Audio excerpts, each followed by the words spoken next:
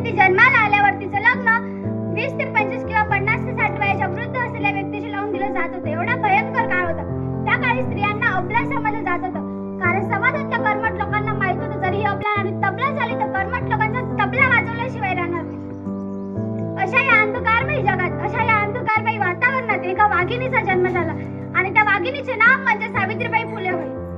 सावित्रीबाई फुले यांनी आपला अख्खा आयुष्य स्त्री शिक्षणासाठी, स्त्री मुक्तीसाठी आणि समाजसेवेसाठी खर्ची घातलं आणि पुढे 3 जानेवारी 1831 रोजी त्यांचा जन्म सातारा जिल्ह्यातील खंडाळा तालुक्यातील नायगाव या गावी झाला आणि रूढी परंपरेनुसार त्यांचा विवाह ज्योतिबा फुलेंशी झाला.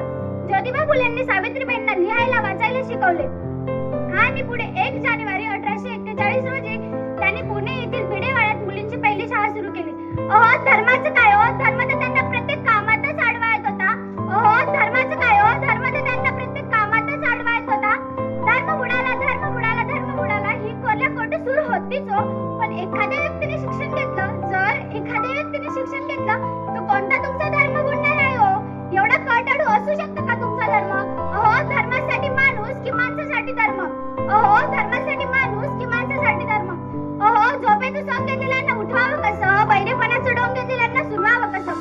आपल्या समाजात स्त्रीला या प्रवाहात आणावं कसं? आणि शिक्षण हेच आपलं आयुष्य आहे आपल्या समाजातल्या स्त्रियांना समजून सांगावं कसं? पटवून द्यावं कसं? पटवून द्यावं कसं? पण तरी आपल्या समाजात स्त्रीला जेवढं महत्त्वाचं स्थान मिळायला पाहिजे तेवढं नाही मिळत. म्हणून एका स्त्रीला, एका लहान मुलीला तिच्या आईच्या गर्भातच मारून टाकलं जायचं. तेव्हा तुम्हाला कोण अधिकार देतो त्या लहान जीवाला, त्या उमलत्या कळीला मुलापासून नष्ट करायचा? तेव्हा तो लहानसा जीव आपल्या आईला बोलायचा, आई ए आई मला जन्माला येऊ दे ग, आई ए आई मला हे जग पाहू दे ग, माझी काही चूक, मी मुलगी आहे म्हणून का ग, आई ए आई मला जन्माला येऊ दे ग. हा आवाज नाही का यायचा तुम्हाला? मुलगा म्हणजे वंशाचा दिवा, मुलगा म्हणजे कुलदीपक, मुलगा म्हणजे वंशाचा दिवा, मुलगा म्हणजे कुलदीपक. मुलगी नाही का होऊ शकत तुमच्या वंशाची पत्नी? तिला पण हक्क आहे जगायचा.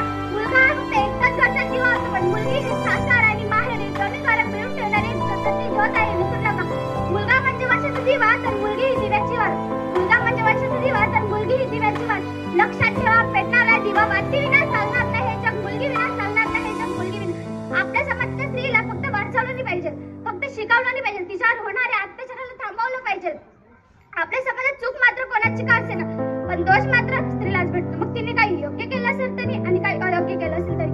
तर मग मी म्हणते या दुदंडी जगात आमच्यासारख्या पोरीने जगायचं तरी कसं जगायचं, वागायचं तरी कसं वागायचं? मस्त मनमोकळेपणाने वागलं तर म्हणतात पोरीला घरचं बंधन नाही, शांत गंभीरपणे वागलं तर म्हणतात पोरीला फेस करायची हिंमत नाही, आणि लवकर लग्न झालं तर म्हणतात कुठेतरी लफडा लपवायचं असेल हो, आणि लग्नाला उशीर झाला तर म्हणतात काय कामाची, पोरीतच एखादी कोट असेल हो, पोरीतच एखादी कोट असेल, आणि खूप शिकलेली असली तर म्हणतात काय कामाची, डोक्यावर मिऱ्या वाटेल. अशा दुदंडी जगात, मी म्हणते अशा या दुदंडी जगात आमच्यासारख्या पोरींनी जगायचं तरी कसं जगायचं, वागायचं तरी कसं वागायचं, निरपराधी असून बदनामीला घाबरून मरायचं तरी कसं मरायचं? या दुदंडी जगात, मी म्हणते या दुदंडी जगात आमच्यासारख्या पोरींनी जगायचं तर झाशीच्या राणीसारखं आणि मरायचं तरी झाशीच्या राणीसारखंच.